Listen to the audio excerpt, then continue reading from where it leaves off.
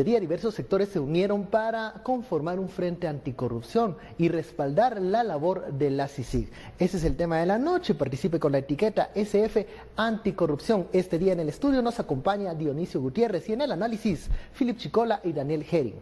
Pero antes los dejo con la nota.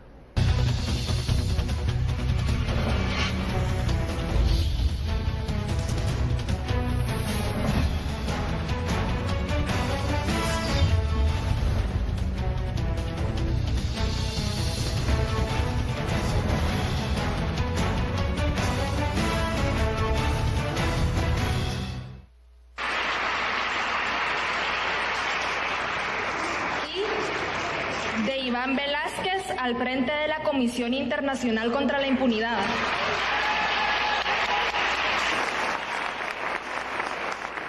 El Frente Ciudadano contra la Corrupción manifestó su total respaldo al trabajo que ha realizado el jefe de la CICIG, Iván Velázquez, y la fiscal general, Telma Aldana. El empresario Peter Lamport fue el primero en dar unas palabras. Pidió perdón a los jóvenes por entregar un Estado en el flagelo de la corrupción en el país. Hizo un recorrido de la incrustación del crimen organizado e indicó lo decisivo de la elección de fiscal general y jefe del Ministerio Público. Y como digo, se alinearon los soles y la luna. Porque los dos han desarrollado una estrategia que nos comienza a dar una luz, que nos comienza a dar el espíritu y el ánimo. Lampost marcó 4 puntos de la historia que han sido determinantes en el país: el periodo de Idígoras Fuentes, el conflicto armado, el proceso de paz, el gobierno de Portillo y el Serranazo.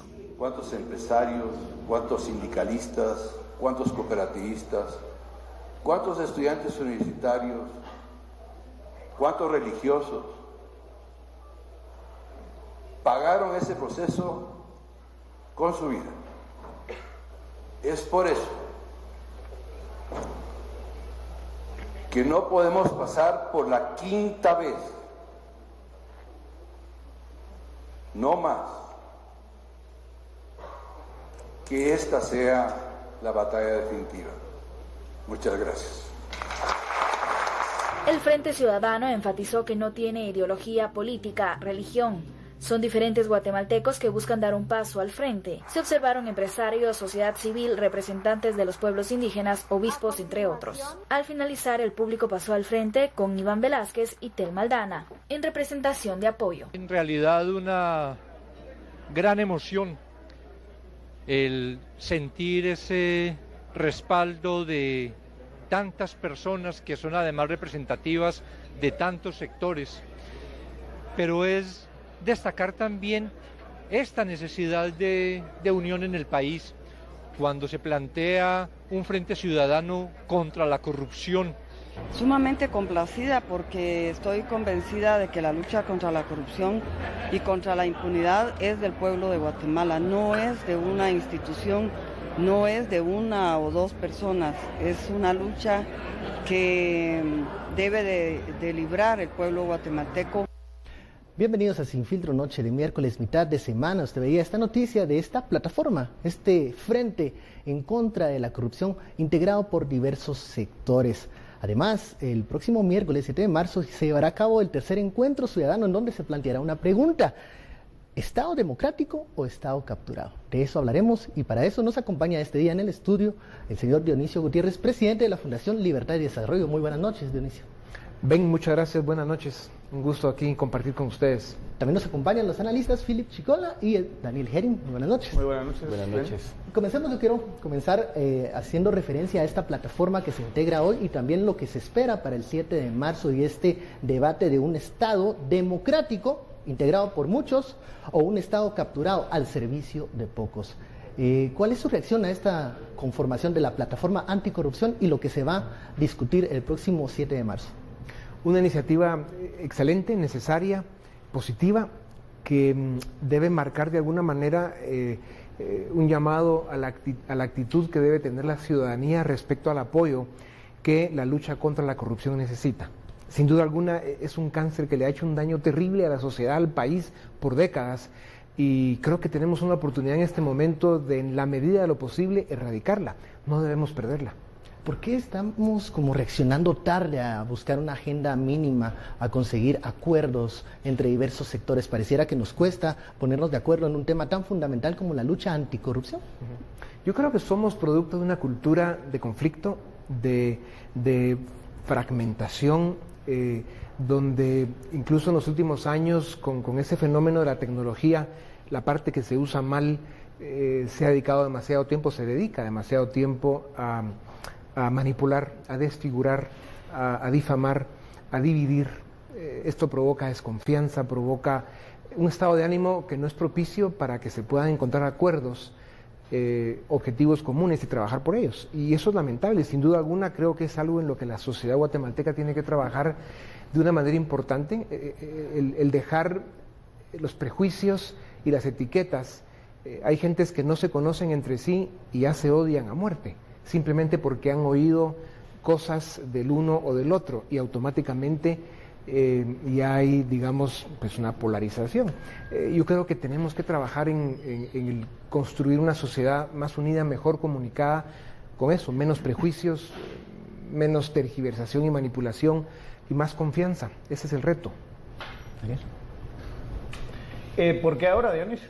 ¿Por qué en estos momentos salir? Es algo que después de una entrevista en radio que dio el lunes, se habló mucho, se especuló mucho, ya sabe todos los mitos que giran en torno a su figura. ¿Cuál es la razón de que Dionisio Gutiérrez opte por dar un paso al frente y tener un discurso más público? Bueno, yo mantengo la impresión que nunca he dado un paso para atrás. Yo cabalmente en estos días estoy cumpliendo 40 años de haberme iniciado en la vida cívica del país. Durante 20 años desde Libre Encuentro pues estuve muy público, así como están ustedes ahora todos los días. Antes de eso estuve en otras actividades siendo mucho más joven y después de Libre Encuentro me alejé de la primera plana, pero he estado trabajando en proyectos cívicos educativos y he salido públicamente cuando lo he considerado necesario, oportuno, a decir lo que creo que debo decir porque responde a mi forma de sentir, de pensar y sobre todo a mis principios. Y por eso es de que me pareció oportuno y realmente es en el marco del tercer encuentro ciudadano que tendrá nuestra fundación la semana entrante, decidí que era oportuno pues dar algunas entrevistas, como fue hace unos días en Emisoras Unidas, que nunca pensé que se fuera a levantar tanto polvo. Creo que la gente ha visto más algunas reacciones de esos netcenteros mafiosos, que los hay, que desfiguran, que son los que provocan, digamos, esta confrontación que hay en el país, en vez de que hayan analizado las cosas que yo afirmé en la entrevista, porque ahí se darán cuenta que en todo momento hay crítica seria, hay propuesta y hay, digamos, motivación a que construyamos un mejor país. Cuando vemos el título del evento, del tercer encuentro ciudadano, parte de una disyuntiva bastante extrema. Estado democrático, sí. Estado capturado. ¿Por qué una disyuntiva tan extrema? ¿Cómo está viendo usted la dinámica de país para plantear precisamente esa reflexión? Yo creo que es importante que los guatemaltecos tomemos conciencia de la gravedad del problema que tenemos en nuestro país. Se ha construido a través de un buen número de décadas un Estado capturado, un Estado diseñado para la corrupción y el saqueo, para el abuso y la, digamos, manipulación de las instituciones, para el cinismo y la vergüenza. Ese es el Estado que tenemos. Y ahorita, en este momento, hay esfuerzos importantes que están luchando en contra de eso, y lo que hay es un pulso, y es un pulso muy fuerte entre esas fuerzas oscuras que quieren mantener la captura del Estado. Es por eso que no funciona, y luego hay fuerzas que con todos esos defectos y errores están tratando de empujar ese pulso al lado correcto de la historia, que es fortalecer nuestras instituciones, ir fundando un Estado de Derecho en el país, un régimen de legalidad, un respeto básico a las instituciones, para que podamos construir un país de verdad. Y en el momento en el que nos encontramos, salimos pues de la dinámica 2017, en donde pues, estuvimos a un pelo de que se expulsara al comisionado Iván Velázquez. Estamos a 3-4 meses de que se elija nueva fiscal general. Estamos a un año de que haya convocatoria de elecciones.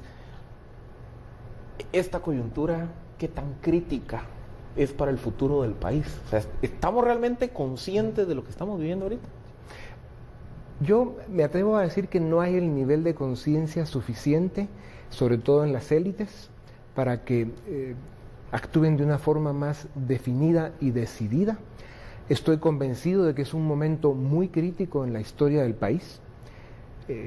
Primero sería una tragedia desaprovechar la oportunidad que estamos viviendo en este momento. Creo que es importante valorarla y ponerle atención, y creo que sería muy grave si perdemos las batallas que en este momento se están librando, como por ejemplo la elección del próximo o la próxima fiscal general. Hay que ponerle mucha atención a ese proceso, hay que ver quiénes son los candidatos, quiénes quedan al final en el grupo de los 6, de entre los cuales el presidente tendría que elegir al próximo fiscal general, y la nación entera tiene que salir a la calle si esa persona resulta ser un fiscal general que fue escogido para defender los intereses oscuros, el crimen organizado y todo lo que tiene este país de rodillas.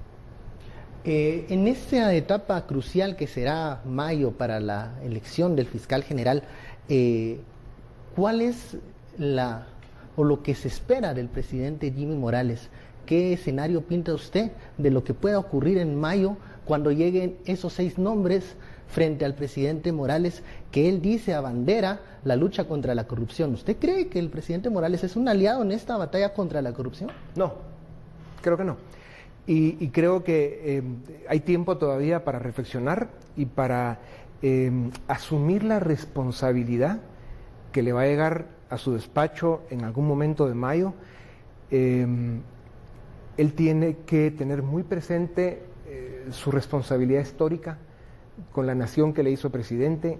Está a tiempo todavía, y yo espero de verdad que no se cometa un error que le cueste a él como presidente, a su gobierno y sobre todo al país. La elección del próximo fiscal general es determinante y será una marca histórica en la vida de este país en este momento. ¿Pero le tiene confianza? ¿Cree que cuando llegue el momento tomará la decisión adecuada el presidente? Confianza ninguna, porque no tengo por qué tenerla, y luego tendremos que ver cuando llegue ese momento, ¿verdad? Lo que sí estoy convencido es que hay que estar muy pendientes de cómo se va desarrollando este proceso, quiénes terminan siendo los 6 candidatos a fiscal general y al final, por supuesto, a quién se escoge. Veremos. Hay que dar el beneficio de la duda.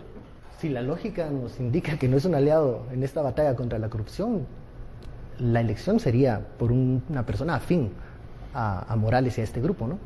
Por eso es tan importante. Ese es el peligro. Sí, así.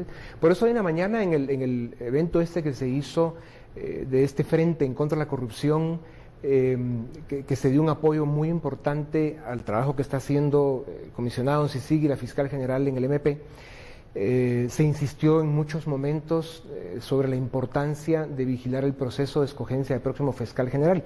Y esto es lo que hay que hacer. Creo que hay que tomar. Y además hubo representantes y líderes de muchísimos sectores de la sociedad, y todos de alguna manera reiteraron y afirmaron este tema. O sea que en ese sentido vamos bien.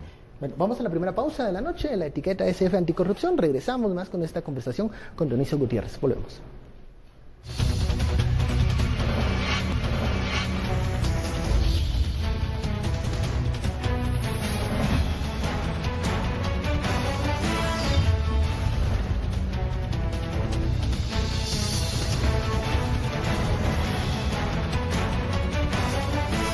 Regresamos a Sin Filtro, la etiqueta SF Anticorrupción. Estamos conversando con Dionisio Gutiérrez. La palabra la tiene Philip Chicola. A ver, hablemos un poco de futuro, porque digamos que la dinámica del país nos ha hecho concentrarnos excesivamente en la coyuntura. Y creo que ya llegamos a un punto en donde nos tenemos que plantear, bueno, ¿qué tiene que venir más allá de la lucha contra la corrupción?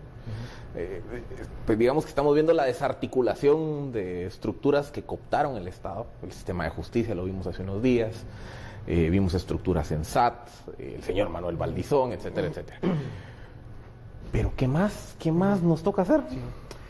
El problema que tenemos con Guatemala, con nuestro país, es que funcionamos como aquellos tableros que gradúan el sonido, que tienen muchas palancas.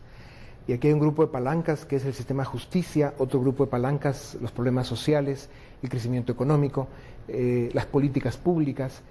y tenemos un saldo acumulado tan negativo en tantas áreas en nuestro país que el gran problema que tenemos es qué palancas empezar a tocar primero, de dónde sacamos los recursos humanos y económicos para poder empujar esas palancas y que empiecen a mejorar la calidad del sonido. Y en ese sentido tenemos desafíos extraordinarios en este momento. Y pasando a algo en lo que debemos ocupar más tiempo, que es la propuesta. En este momento tenemos un esfuerzo importante apoyado por la comunidad internacional que se llama CICIG, Lucha contra la Corrupción y la Impunidad. Hay que trabajar de una forma dedicada, responsable, a la formación, consolidación, fortalecimiento de las instituciones que van a quedar en Guatemala el día que CICIG se vaya. Y en ese momento podremos ver cuál es el verdadero saldo de CICIG. Y cada quien tendrá el suyo y veremos cómo está el país. Pero en algo a lo que no podemos negar la responsabilidad es que tenemos que fortalecer a esas instituciones que van a ser las garantes de un sistema de justicia, del Estado de Derecho, de que se cumpla la ley y que el que no la cumpla pague las consecuencias. Eso sigue pendiente en Guatemala. O sea, hay esfuerzos, pero todavía son prematuros e insuficientes. Luego tenemos la otra parte de los problemas del país, los problemas sociales. Los niveles de pobreza siguen en este país, la educación no funciona, la salud es precaria, la infraestructura da pena. Tenemos los números sociales más concretamente, hay números de vergüenza en este país, tenemos los últimos lugares, estamos entre el último, el penúltimo o el tercer último lugar en prácticamente todos los índices sociales del continente. Desde que vemos los 17 millones más o menos que somos, hay números de niveles de pobreza, algunos que hacen los propios, los ponen incluso abajo de 40, creo que están muy optimistas. Los datos oficiales los ponen en 59.3, probablemente están inflados sobre todo por el gobierno aquel que infló esos números para corrupción. Y luego, de cualquier forma, entre uno o el otro sigue siendo un número de vergüenza. Vemos los 5.3 años en promedio, el número de años de escolaridad que tienen los niños en Guatemala. En América Latina están en 9,5. Somos el penúltimo o último país en América Latina en años de escolaridad. Y cuando vamos al área rural, baja a 3.9. Tenemos datos como por ejemplo los 27 muertos por cada 100.000 habitantes. Somos el 7º país más violento de América Latina, el 13º más violento del mundo. Y otro dato para terminar, la economía ha crecido en los últimos 30 años un promedio de 1.3%, quitando el crecimiento de la población. La tasa de ahorro está en el 12.2% en los últimos 10 años en promedio, cuando debería estar en el 20% respecto al Producto Interno Bruto. O sea, un país con esos números no va a ningún lado. ¿Y por qué no crece la economía? Porque dio usted unas declaraciones que han dado mucho que hablar, donde negaba taxativamente que hubiese una relación con el tema de la corrupción. ¿Quién tiene la culpa de que tengamos un crecimiento económico tan pobre? Bueno, lo que he dicho es que no sé quién dijo, porque entiendo que alguien o algunas personas han declarado de que la lucha contra la corrupción está provocando que la economía no crezca. Yo lo que he dicho es que eso es una aberración, que es un insulto a la inteligencia y que da vergüenza escuchar ese tipo de argumentos. O sea, los números de Guatemala son los que son. En los últimos 30 años, el crecimiento neto de la economía en promedio ha sido de 1.3%, quitando el crecimiento de la población. El 2016 y 2017 bajó a 1%, pero es producto de esta disfuncionalidad que tenemos como país. Y de la polarización, del enfrentamiento, de la fracturación que hay en el país.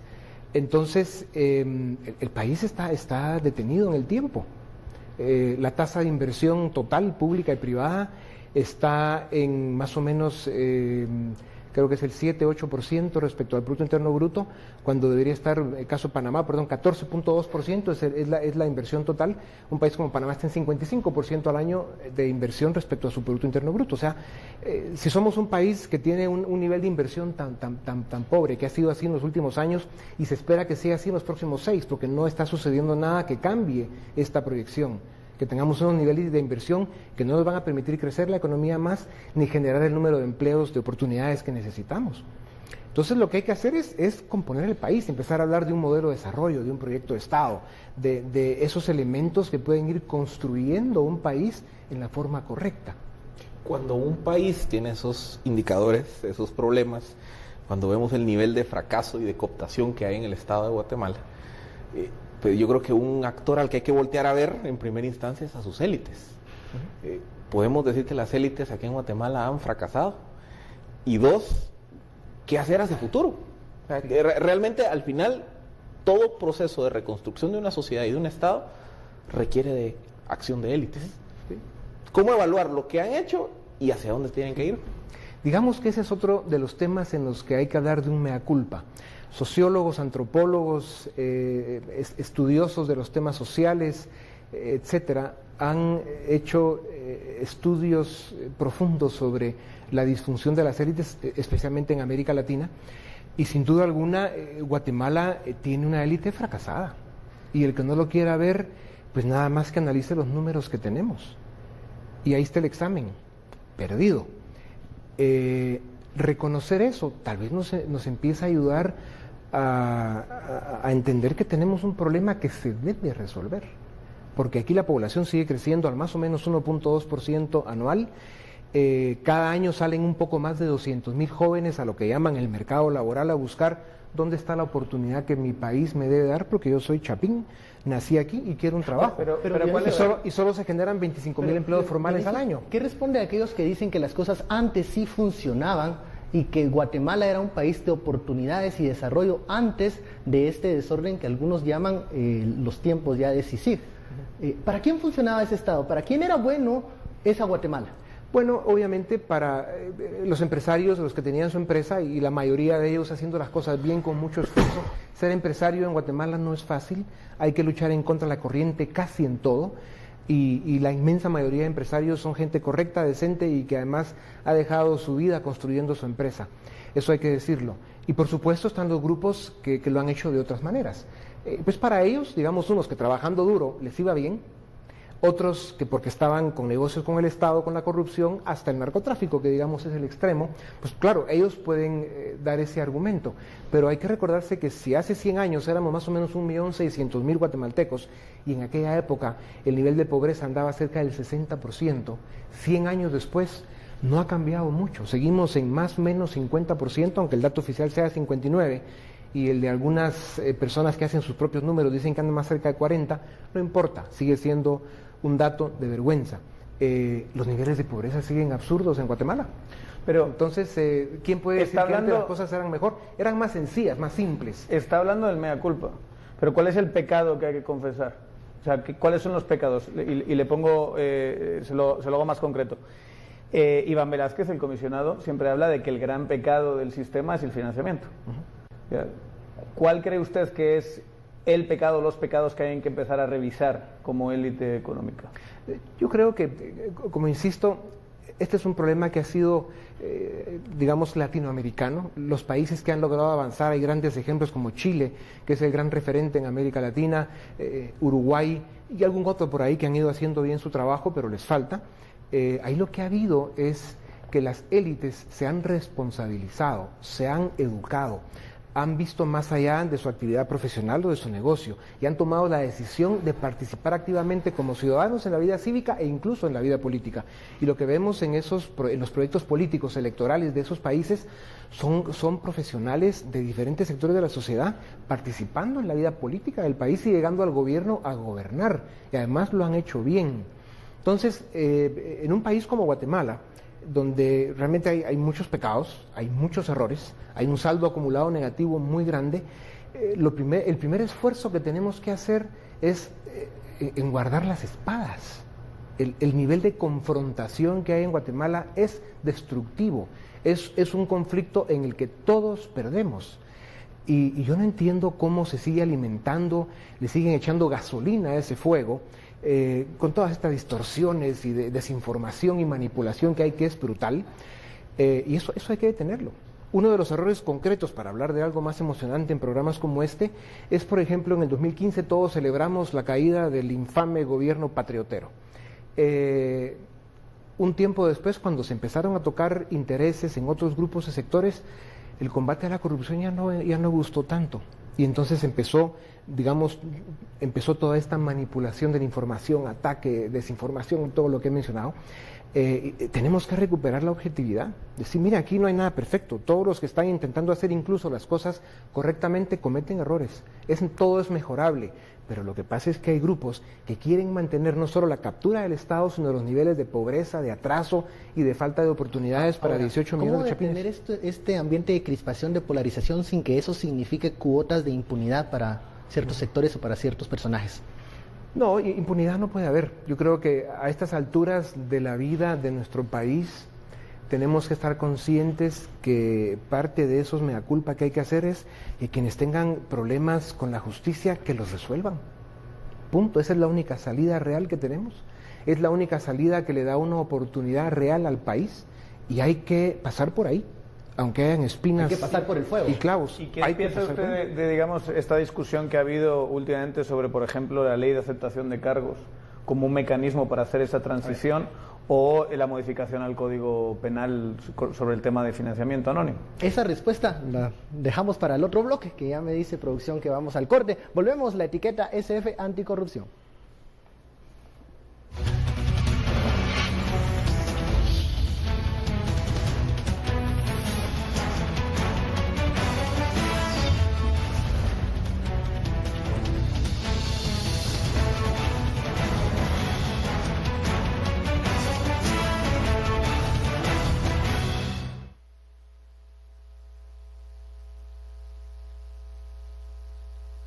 Regresamos a Sin Filtro, la etiqueta SF Anticorrupción. Seguimos con esta conversación. No, yo le había hecho antes Daniel de irnos la pendiente. pregunta. Se está hablando mucho ahora de mecanismos de transición, ¿no? Mecanismos que puedan aligerar el proceso. Y la ACC dictaminó que había que revisar y ajustar las penas del financiamiento ilícito. Y también se ha promocionado, incluso desde CICIC, la idea de tener una ley de aceptación de cargos. No sé cuál es su opinión sobre eso. Si esos son mecanismos de impunidad o son mecanismos de justicia. Yo ni siquiera les llamaría mecanismos de impunidad. Esos son procesos más evolucionados que existen en todos los países civilizados y desarrollados del mundo. Donde estamos atrasados es en Guatemala. Y eso hay que ponerlo al día. Es muy distinto el financiamiento electoral que dio una señora de su chequera personal o una persona de un cheque de su empresa, que era dinero que estaba en una contabilidad, que pagó impuestos y que ella decidió apoyar a un proyecto político porque le gustaba o porque no quería que ganara el otro. Eso es muy distinto al dinero del financiamiento que viene de la corrupción, de la evasión fiscal o del narcotráfico. Y eso, por supuesto, debe ser tratado de forma distinta y las consecuencias deben ser proporcionales. Por eso yo quiero ver que de verdad el Congreso se anime a ser responsable alguna vez en su vida y pase leyes que faciliten y alivien un poco este tema. Yo tengo serias dudas de que lo haga. Lo que se está diciendo es que van a querer pasar, o digamos un peligro que se adivina, es que van a querer pasar una reforma que convierta el financiamiento anónimo en un delito administrativo. Sí. Ahora, para salirnos un poco de esta coyuntura que nos tiene tan enganchados a todos, yo insisto en que es importante que se empiece a discutir en todas las mesas del debate público en Guatemala estas preguntas. ¿Qué pasa después de CICIG? ¿Qué va a quedar después de CICIG? Porque se van a ir probablemente más temprano que tarde. Septiembre del 19 es la fecha oficial. ¿Qué estamos haciendo para llegar a ese momento y estar mejor preparados para ya no necesitar pasar por la vergüenza de pedir tutela internacional para que aquí nos ordenen la casa porque nosotros hemos sido incapaces de hacerlo? Eso es un tema que hay que hablarlo.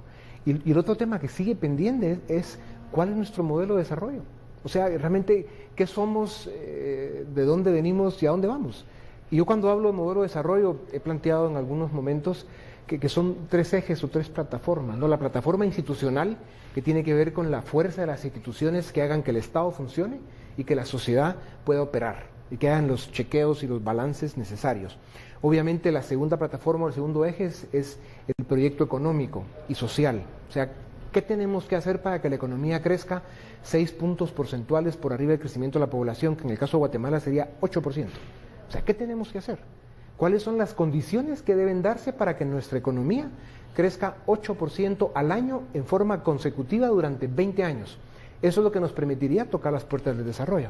Y el tercer eje, para terminar, es que como probablemente ni siquiera eso va a ser suficiente por la masa crítica de nuestra economía, el tamaño, y dos, el tiempo que toma, habrá que pensar en estrategias un poco más sofisticadas como integración económica, regional, hacer cosas mucho más creativas, ¿verdad? De tratados de comercio con áreas económicas del mundo con quien pueda ser interesante hablar de cosas positivas. Pero estamos listos, y bueno, ¿está lista nuestras élites para plantear esos debates? Porque, por ejemplo, aquí ponemos sobre la mesa una discusión del modelo económico y a muchos les empiezan a crujir los dientes.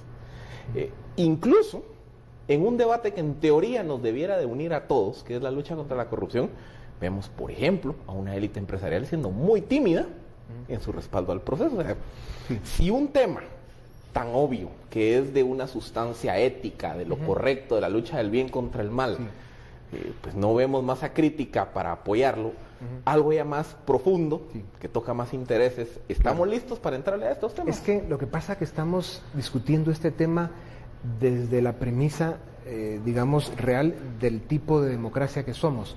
Somos una democracia en la que se ha creado un vacío político de tal magnitud, un vacío tan gigantesco porque los partidos políticos no funcionan ni cumplen el objetivo para el que existen. Ese vacío se ha llenado por todos estos grupos de la sociedad que hacen o hacemos mucho ruido político, por la prensa, el sector privado, etcétera, etcétera. Y eso es una disfunción en una democracia, porque esas decisiones se deberían estar tomando a nivel de Estado. O sea, es desde el presidente de la República con su gabinete, haciendo las propuestas de desarrollo, proponiendo políticas públicas que van a ser operadas por una tecnocracia que además va a ser permanente, no esa que cambian cada 4 años con parientes y amigos, y que va a ser una serie de políticas públicas a las que se les da continuidad por 20 años. Y luego con políticas fiscales, políticas económicas que promuevan ese crecimiento que necesitamos en un ambiente de libertad económica, de confianza, de certeza jurídica y de todos esos elementos que no son ningún secreto, es lo que han logrado que los países a la élite desarrollen. Económica le conviene esas reglas claras que usted menciona, cuando hemos visto en el pasado que muchas veces las cosas se arreglaban de forma más sencilla, con el político de turno, con la administración de turno, financiando campañas, etcétera. ¿Está la élite económica preparada para esas reglas claras en donde todos son iguales ante la ley? Yo creo que esto se aplica a todo el sector empresarial. Creo que eso que acaba de describir Ben es un poco del prejuicio histórico que traemos acumulado también. Es cierto, por supuesto que existe mucho de eso, o sea, somos un país que está, digamos, evolucionando y probablemente estamos dando nuestros primeros pasos. Si comparamos un país con un patojo de escuela, pues probablemente no hemos ni terminado la primaria. O sea, aquí nos falta mucho por recorrer. Entonces, reconociendo eso, por eso insisto, si nosotros discutimos desde la plataforma de que son el sector privado y grupos de la sociedad civil los que tienen que decidir cuáles son las políticas de Estado que nos van a permitir alcanzar el desarrollo, estamos partiendo de entrada de un grave error. Lo que hay que rescatar en Guatemala es la política. Nosotros tenemos graves problemas sociales y serios problemas económicos, pero el verdadero problema de Guatemala es político. ¿Y cómo se rescata la política? A través de los partidos políticos. Y los partidos políticos se rescatan a través de un proceso que es complejo, que toma tiempo, que tiene que ver con formación, con una decidida participación de los ciudadanos, especialmente de la juventud, que digan, llegó el momento de dar un paso al frente y poner el pecho. Con un financiamiento claro y transparente también. Por supuesto. Pero todo ¿y da eso... tiempo para 2019? Porque esto tampoco podemos esperar mucho tiempo. No. 2019 va a ser una fecha clave, ¿podemos estar de acuerdo con eso? Sin duda alguna. Un proceso de formación quizá lleve más tiempo. El 2019 va a ser otro proceso accidentado e improvisado. O sea, de aquí para allá no da tiempo a más a que aparezca, esperemos en Dios, un buen candidato y que pueda, digamos, recoger lo poco que va a quedar y tratar desde ahí ir haciendo algo. Pero si queremos ser serios, tendríamos que trabajar, no sé, por lo menos 5 años con mucha dedicación y muchos recursos para preparar varias alternativas o varias propuestas políticas que puedan presentarse ante el pueblo guatemalteco y decir, aquí estoy yo, y que escojan a uno o a otro para que haga un buen trabajo. ¿Quién y cómo deben de financiar a los partidos? Que ese creo yo que va a ser uno de los puntos torales que surjan de lo que puede ocurrir. Yo creo que en el mundo desarrollado, digamos, hay muchas buenas ideas de cómo han logrado resolver este tema, pero los principios son claros, ¿no? Tiene que ser absolutamente transparente, tiene que ser conocido, firmado, actas levantadas, recibos entregados, dinero lícito que viene de contabilidades que pagaron impuesto, etcétera, etcétera, y punto. Y ahí que hayan los límites que tengan que haber según los que discutan esto y logren acuerdos para que sean campañas razonables. En Guatemala llegamos a tener campañas por voto de las más caras del mundo. O sea, eso nada más confirmaba esa estadística perversa que tiene Guatemala también, que en los últimos procesos electorales más del 70% de las campañas se ha financiado por el narcotráfico y la corrupción. Eso es lo que iba acercando a Guatemala a una especie de narcoestado. Ve ahora, de cara a 2019, una propuesta de consenso. ¿Se pueden generar consensos para reformar el Estado frente a los peligros de esta clase política que lo ha capturado en gran medida? El Estado ha sido capturado por muchos más grupos que solo la clase política. La clase política es el vehículo, digamos, ¿verdad? Ellos han abierto las puertas y han subido y bajado las talanqueras, etcétera. Pero yo creo que este es un tema de liderazgo, es un tema de responsabilidad, pero subrayo liderazgo. Y ese liderazgo tiene que idealmente verse en las élites de todos los sectores del país, la élite académica, la élite profesional, la sociedad civil, la élite económica, por supuesto. Pero el esfuerzo de las élites debe concentrarse en refundar la política, en rescatar los partidos políticos, en construir una política distinta para Guatemala. ¿Y a quién ve en ese consenso y sobre todo a quién no ve en ese consenso ahora mismo? Yo nos veo a todos. Yo creo que, claro, ¿Álvaro Arzú también? No, yo nos veo a todos los que queremos construir un país distinto, a los que queremos aprovechar los momentos que, aunque tengan espinas y obstáculos, debemos pasar por ahí para poder aprovechar esos momentos estelares de la historia que no se repiten con demasiada frecuencia. Y solo hay que recordar que si el gobierno patriota hubiera terminado sus 4 años y hubiera ganado al que le tocaba, que hoy está de residente en la migra allá en Miami, y que probablemente aunque hubiera ganado hoy estaría en el mismo lugar, pero esa es otra historia, ¿cómo estaría el país? O sea, digamos que en todo caso, por ahí escuché a alguien decir un día que el actual presidente, pues digamos, cumplió su misión principal, que era ganarle a la otra opción, que era más de lo mismo. Pero claro, después vinieron los desencantos. El desafío que tenemos en Guatemala es rescatar la política, y esto se hace a través de los partidos políticos, y es especialmente la juventud la que tiene que tomar conciencia de esta realidad y dar el paso al frente. Les toca. A ellos sí les toca. Paréntesis rápido para cumplirle a la audiencia. Hay por lo menos unas 15 preguntas de personas que nos dicen cómo ve el rol que está jugando Álvaro Arzú hoy como líder político. Yo creo que todo lo que estamos viviendo hoy en Guatemala con esta, yo le llamo polarización, fragmentación o confrontación, es que se han ido tomando posiciones políticas y creo que hay muchos grupos y personas que han tomado una posición. Yo no soy quien para juzgar, creo que es el sistema de justicia que en este momento está empezando a funcionar el que debe iniciar los procesos que se tengan que iniciar, y si hay evidencias y responsabilidades, quien tenga que pagar, que lo pague. Lo que hay en este momento es confrontación, posiciones políticas, porque en el caso del alcalde de la capital, que ha pasado tantos años haciendo gobierno, pues obviamente ahí hay una responsabilidad por tantos años en el poder capitalino, y por cuestiones políticas en este momento hay cuestionamientos e incluso persecución. Él tendrá que enfrentar eso si le llega el momento, y será la justicia la que tenga que decir en qué lugar queda. Ahora, muchas veces hemos hablado acá en este espacio de Álvaro Arzú como esta voz que está convocando, digamos, a todo este sector anti-CICIG, por mencionar. ¿Hay algún liderazgo nacional que le haga contrapeso al señor Álvaro Arzú en estos momentos, que no sea, claro, Iván Velázquez? ¿Es Tel Maldana? Yo creo que tenemos que pasar de la cultura del cacique a hablar de una sociedad más abierta, donde empezamos a discutir los problemas con argumentos de verdad, dando la cara, y pensar en que si no hay suficientes líderes, dirigentes que puedan hacer este trabajo, pues digamos, formarlos en el camino y asumir la responsabilidad. Porque el problema es que, insisto, en Guatemala siguen naciendo más de 1 millón de personas al año, siguen buscando trabajo más de 200,000 jóvenes cada año, y no estamos siendo capaces de responderle a esos guatemaltecos nuevos.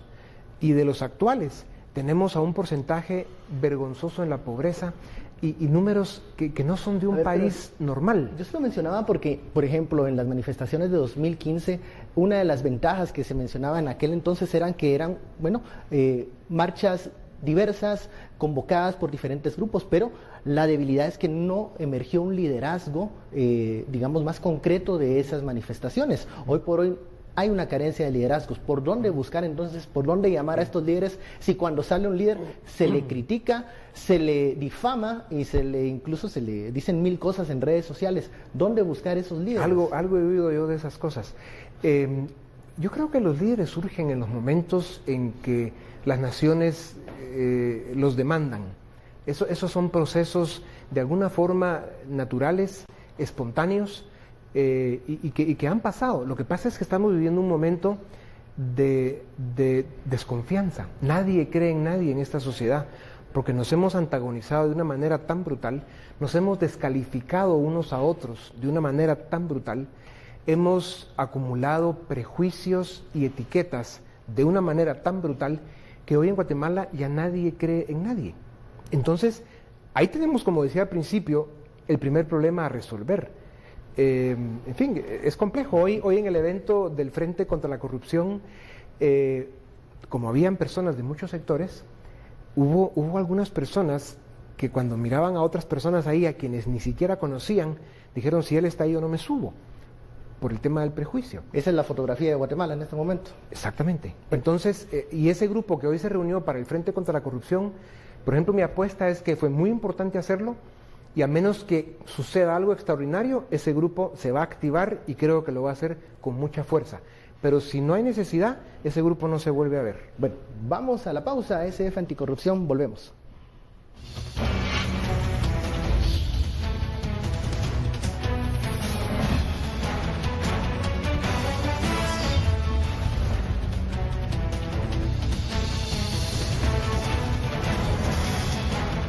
Y antes de continuar con esta conversación, bueno, hacemos un enlace con nuestro director Haroldo Sánchez para conocer los temas más relevantes de Sin Reservas.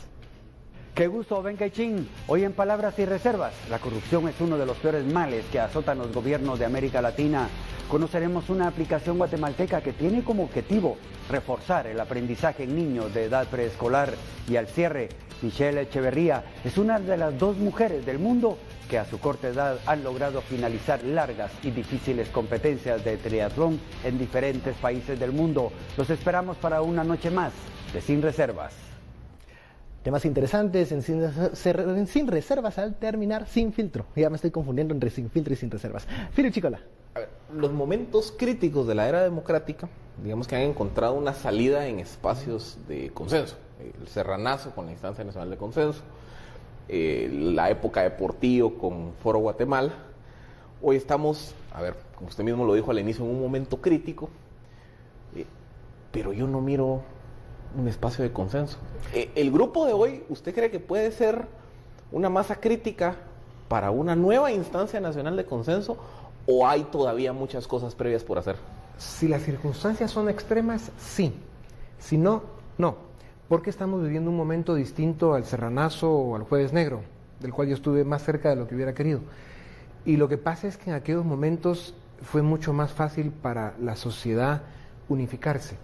No habían tantos prejuicios, tanta división, digamos, el mal uso de la tecnología no había tomado tal aviada como existe ahora. En cambio, hoy, digamos, no solo llevamos más años, diría yo, con altos niveles de frustración porque no hemos sido capaces de avanzar todo lo que nuestra ilusión y expectativas quisieran, y por otro lado, ha habido deterioro en muchas cosas, y eso ha dividido más a la sociedad, y por eso hay este fenómeno de la desconfianza y de la división, que es un reto que tenemos pendiente, insisto. Entonces, por eso digo, tendrían que ser las circunstancias extremas para que suceda, digamos, se dé una unidad. ¿Y las ve? ¿Y qué se daría? ¿Esas circunstancias extremas las ve ahora mismo? Creo que son posibles y también confío plenamente en que esta sociedad, este pueblo chapín va a decir presente y va a llenar las calles de todas las ciudades para rescatar su democracia, su justicia. ¿Cuál es el peor escenario y que su está orden? viendo? Bueno, creo que sería irresponsable especular en escenarios específicos, pero los hay. Cada quien puede imaginar el suyo. Lo importante es mantener los principios claros. Queremos una democracia de instituciones que funciona, queremos Estado de Derecho, queremos una república con poderes independientes que responde a los anhelos de una nación que sigue pendiente. Entonces el trabajo es enorme. Algunos mensajes llegan acá con preguntas, inquietudes y dicen, bueno, lo de hoy fue esperanzador, el Frente Anticorrupción, pero ¿por qué no acciones más concretas? ¿Por qué no retirarle el apoyo a Jimmy Morales o, por ejemplo, al sector productivo? ¿Por qué sigue pautando en los canales de Ángel González? Pues lo que pasa es que hay que entender cómo funciona el sector empresarial y para efectos prácticos todos los sectores. En una familia, en una casa, si hay 5 personas van a encontrar 5 opiniones diferentes. Imagínense en el grupo, en la cuadra, en el gremio, en la empresa, en la cámara, en el grupo social. Esa es la realidad realmente del mundo, ¿no? Pero en un país tan fragmentado, dividido como el nuestro, eso se hace más evidente. Y por eso es que tenemos esta dificultad en comunicarnos, no digamos en ponernos de acuerdo. Hablamos todos la misma lengua, y a veces no nos comunicamos, estamos transmitiendo en frecuencias distintas y eso es un problema muy serio. ¿Está fragmentado el sector productivo en este momento en cuanto a la lucha contra la corrupción? ¿Hay quienes quieren que las cosas sigan como antes? Bueno, lo que pasa es que, digamos, hay algunos que quieren que las cosas sigan como antes, esa es mi interpretación, pero probablemente hay ignorancia, desinformación, comodidad, falta, superficialidad, etcétera. Probablemente hay algunos que sí necesiten que las cosas sigan como han estado siempre porque no quieren que les levanten la camisa. Y otros, pues sí, digamos, estamos decididos que este es un gran momento para Guatemala que debemos aprovechar. Está hablando de participar, está hablando de dar un paso adelante, ¿sí? Está hablando de qué es lo que va a hacer Dionisio Gutiérrez de aquí al futuro, cómo va a tomar, digamos, su discurso y aplicarlo. Voy a seguir haciendo lo mismo que he hecho en los últimos 40 años, aparte de hacer algunos cuantos enemigos, porque de repente uno dice las cosas que hay que decir, que por cierto he visto que ustedes aquí anuncian medicinas para la fuerza y para la próstata. Habría que llevar unas dosis de eso al Congreso, a ver si ahí los muchachos despiertan y se ponen las baterías. No nos vendría mal, Dionisio, un poco más, mejor publicidad que la que tenemos, no por demeritar la que ya tenemos, quizá variarla un poquito, porque... Yo creo que es muy sugestiva y de repente hay un mensaje subliminal ahí de dar vigor para que el país la gente de mejor. cierta edad les faltan esas cosas, ¿no? Señor Herring, voy a seguir haciendo lo mismo que he hecho en los últimos 40 años de mi vida, que es ser consistente con mis principios, diciendo lo que siento, estando aquí con ustedes, haciendo lo que hago porque no le debo nada a nadie y porque voy a seguir luchando por mi país. Lo mismo que he hecho desde que soy ciudadano consciente, que fue como a los 16 años. Le hago la pregunta más concreta porque la está haciendo mucha gente en Twitter. ¿Paso hacia allá la participación política? No tengo eso en la agenda de mi vida. Tengo otras responsabilidades pendientes. Por otro lado, soy parte de algunos esfuerzos académicos que tienen que ver con estos temas de la formación de una nueva clase dirigente para América Latina. Estoy en varios tanques de pensamiento fuera y dentro en Guatemala y ahí tengo todavía algunas responsabilidades que cumplir. Pero además yo ya soy de los que va de salida. Yo creo que les toca a todos los patojos que yo veo por aquí cerca, empezando por Ben. ¿Qué mejor, digamos, congreso tripulado por gente como ustedes? Cuando escuchamos, digamos, a nuevos grupos que se están organizando, que están en proceso de formación, que han ingresado a instituciones académicas para prepararse y para incursionar en la política, nos topamos muchas veces con un dilema tipo del huevo o la gallina, y es, ¿qué tiene que ocurrir primero?